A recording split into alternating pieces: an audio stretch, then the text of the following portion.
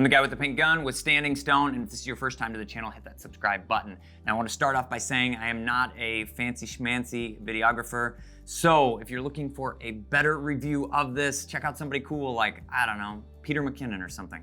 But I do want to tell you my personal opinion on how this camera has worked for me and what we do. If you're following our channel, you've probably seen some of the other videos that we do shooting upland hunting videos or videos of our dogs, and I want to talk to you about the pluses and minuses that I've found with the new GoPro 9 Black. Let's get started.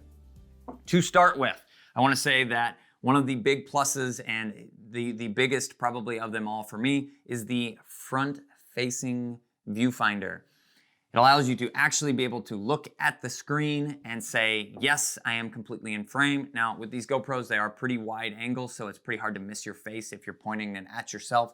But it is nice to truly be able to see that firsthand, yes, I am in frame. Now, I will say, for me, it's relatively distracting in the fact that I tend to want to look at the view, at the screen itself, not the camera. And then it makes every video look like I'm kind of looking off to the distance over here-ish. So I have to catch myself and make sure that I'm actually looking at the camera. But overall, it's nice knowing that I am in frame, or if I'm trying to film something, I know that it's set up in the right position when I'm in front of the camera. The next thing that I would say is a big plus is the video quality overall, to my eye, I feel like is better. Now, this camera does shoot 5K, the 9 being this camera, where the 8's only shot 4K. I'm gonna actually do some side-by-sides for you so that you can see, make a decision for yourself. Now this is definitely not a scientific test, but it will give you a little bit of stock footage that we'll try and set up to have a folder there for you to have access to. But we're gonna do a side-by-side comparison of 5K versus 4K, and then 4K versus 4K on the 8's and the 9's so that you can see, probably even throw in the 2.7K at 120 frames per second. We'll do 30, 60, 120, and give you the opportunity to kind of tell for yourself if you really like it better or not. Me personally, I feel like it does look crisper, sharper, the colors turn out better on the 9.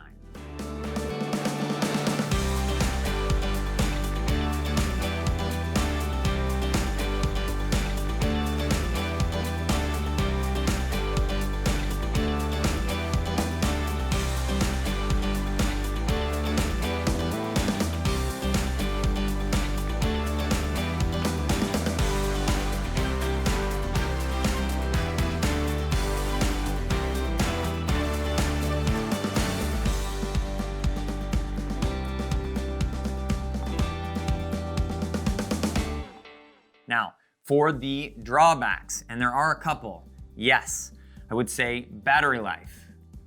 Yes, battery life.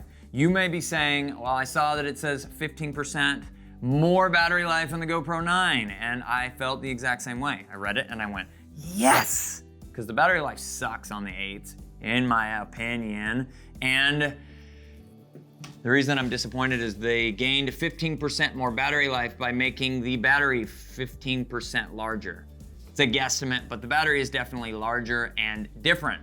So it's a drawback for me because I had a bunch of batteries for the 8 and I was hoping to be able to utilize those in the 9, and I in fact cannot and have to just buy more batteries. So battery life being longer is always a plus, but it is difficult to pack all of this into one little teeny tiny camera. Now I have an 8 here and I can show you, they are slightly larger. This is going to be a small drawback if you're trying to do hat mounted type of stuff because it puts more weight up here. Anybody that's tried that pulls the front of their bill down a little bit. So adding a little extra weight isn't ideal, but all in all, it's not a ton of weight.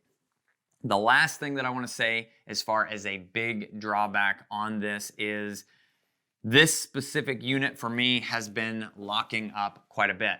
I set this up to utilize the auto on feature. Hit the record button on top and it automatically turns on, starts recording in the settings that you are already on. That's very beneficial for me when we're hunting. I can start and stop a little bit or start it when the dogs go on point so that I can save on that battery life and footage to sort through later. and capture some of the more action-packed scenes while we're out there in the field.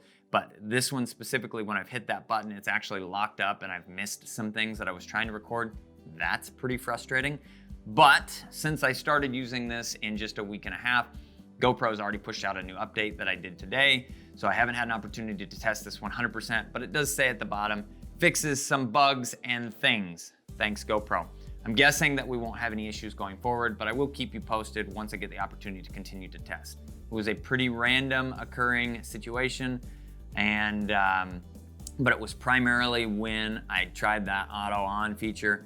What I had to do to fix it was pull the battery, put the battery back in, turn on the camera, start recording, which if you're trying to capture a moment, makes that pretty difficult. All in all, guys, those are the 5 main things that I have to say about the new GoPro 9. Definitely make your decision yourself, but I hope this helps you if you have an 8 or if you're looking to buy the 9 to see whether or not that fits into your budget and if it's the right camera for you. I'm the guy with the pink gun, and we will see you in the next video.